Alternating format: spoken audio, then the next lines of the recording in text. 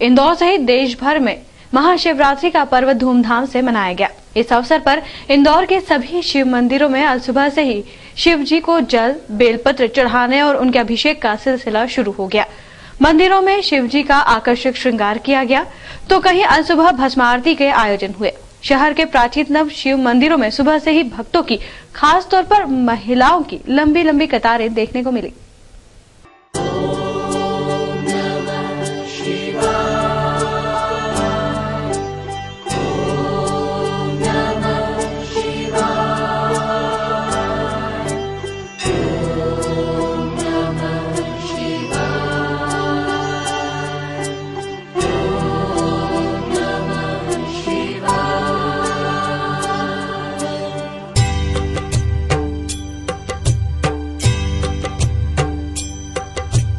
उमापति शंकर शिव शंभो, उमापति शंकर शिव शंभो, उमापति शंकर शिव शंभो, उमापति शंकर शिव शंभो। हर भोले हर हर शिव शंभो। महाशिवरात्रि का पावन पर्व शिव पार्वती विवाह की मान्यताओं के साथ हर साल मनाया जाता है। ऐसी मान्यता है कि इस दिन शिव पार्वती का विवाह हुआ था और भोलेनाथ नंदी पर बैठकर पार्वती जी को ब्याहने गए थे। भगवान भोलेनाथ की बारात में भूत, प्रेत, राक्षस भी शामिल हुए थे। इसलिए भगवान भोलेनाथ को भूत भावन भगवान भी कहा जाता है। गुरुवार को महाशिवरात्रि के पावन पर्व पर अल सुबह से ही शिव मंदिरों में शिव भक्तों का तांता लगा हुआ था और लंबी लंबी कतारों में लगकर महिलाओं ने शिवाजी का दुग्धाभिषेक किया। गांधी हॉल स्थित गोपेश्वर महादेव मंदिर पर भी भक्तों की भारी भीड़ देखी गई, जिनमें महिलाओं की संख्या सबसे ज्यादा थी। महिलाओं ने व्रत रखकर शिव जी का पूजन अभिषेक किया। श्रद्धालुओं ने देवों के देव महादेव को हार, फूल, बेलपत्र चढ़ाकर पूजा अर्चना की। शहर के प्रसिद्ध शिव मंदिर में कांटा फोड़ स्थित मनकामनेश्वर मंदिर पर भी आज सुबह से ही महाशिवरात्रि की धूम देखने को मिली।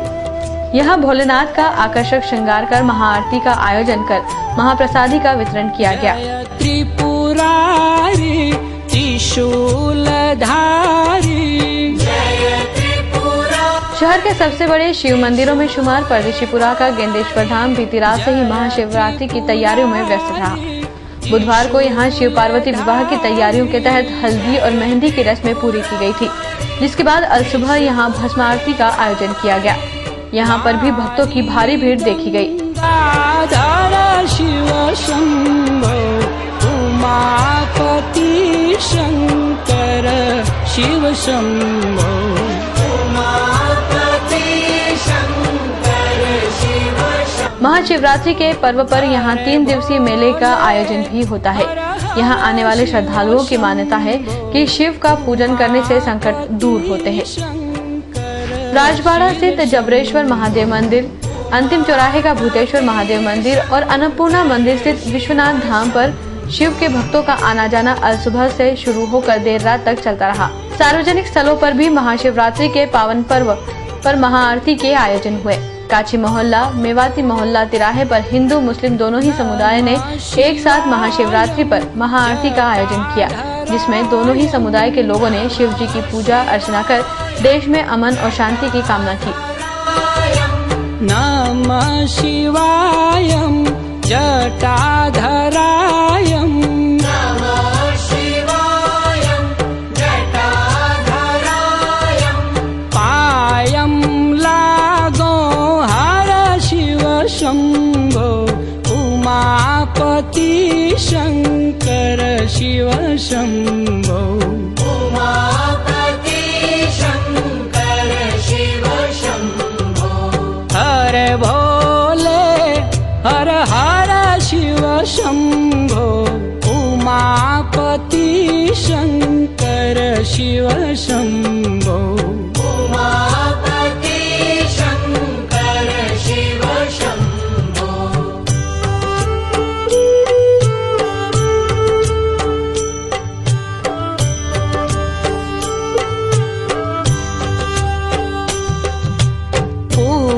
षडानन अरु गजानन, पुत्र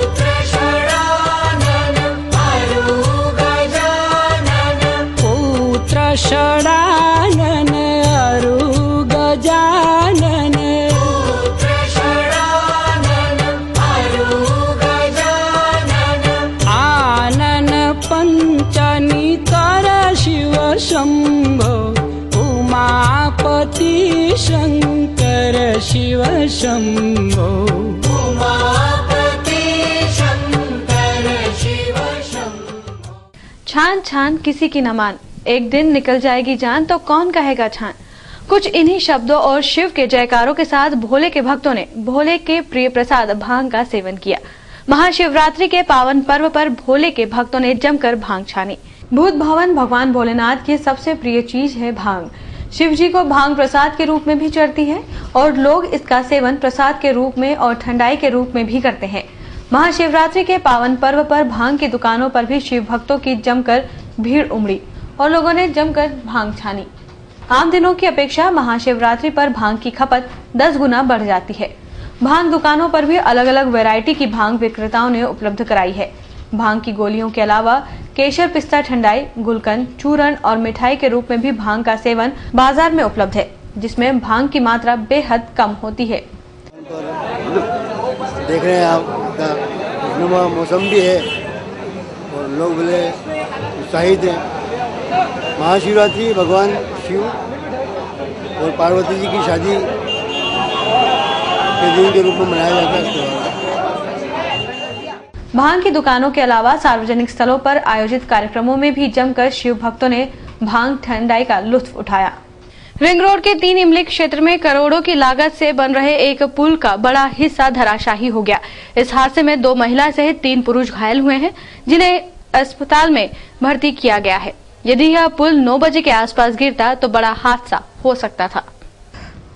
गुरुवार सुबह 8 बजे के आसपास रिंग रोड पर 3 इमली क्षेत्र में मूसाखेड़ी से आईटी पार्क तक बनाए जा रहे 2 भुजाओं वाले 24 करोड़ के पुल का एक बड़ा हिस्सा धराशायी हो गया। बताया जा रहा है कि 15 दिन पहले ही पुल की छत भरी गई थी। इस हादसे में 2 महिला मजदूर सहित 3 पुरुष मजदूर घायल हो गए, जिन्हें इलाज के लिए एमवाय अस्पताल लाया गया। घटनास्थल पर लोगों का जमावड़ा लग गया। घायलों का कहना था, मजदूर 2 जने तो ऊपर वो कूद गए। चोट वगैरह तो शायद किसी उंगली वगैरह में लगी है, वो चले गए, यहाँ पे स्पॉट पे नहीं है। ये इस बात को आधा घंटा हो चुका है।